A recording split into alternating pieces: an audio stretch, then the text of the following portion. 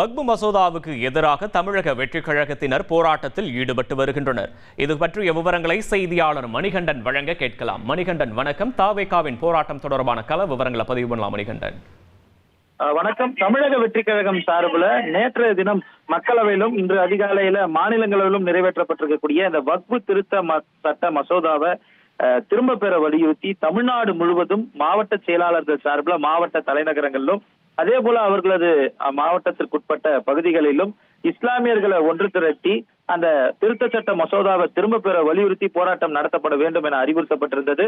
அந்த அறிவுறுத்தலுக்கு ஏற்ப இன்று தமிழ்நாடு முழுவதும் பல்வேறு இடங்கள்ல போராட்டங்கள் தொடங்கி நடைபெற்று வருகிறது. காலை மாலை மதியம் என போராட்டங்கள் நடத்த திட்டமிடப்பட்டிருக்கிறது.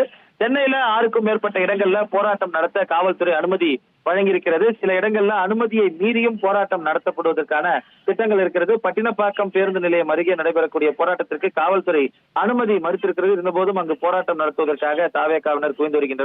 மற்றொரு புறம் தமிழக வெற்றிக் கழகத்துடைய பொதுச் செயலாளர் என் ஆனந்த் தலைமையில ஈசிஆர் சாலையில பனையூர் அருகே அந்த ஜங்ஷன்ல இந்த போராட்டம் என்பது நடைபெற்று வருகிறது.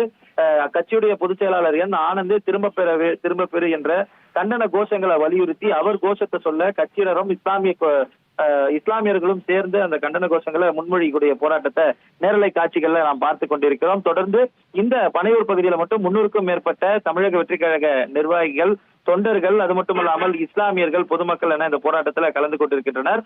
தமிழ்நாடு முழுவதும் பல்வேறு இடங்கள்ல நடைபெறக்கூடிய போராட்டங்கள்ல இஸ்லாமிய இயக்கங்களும் அவர்களுடன் சேர்ந்து இந்த போராட்டத்துல ஈடுபடுகின்றனர்.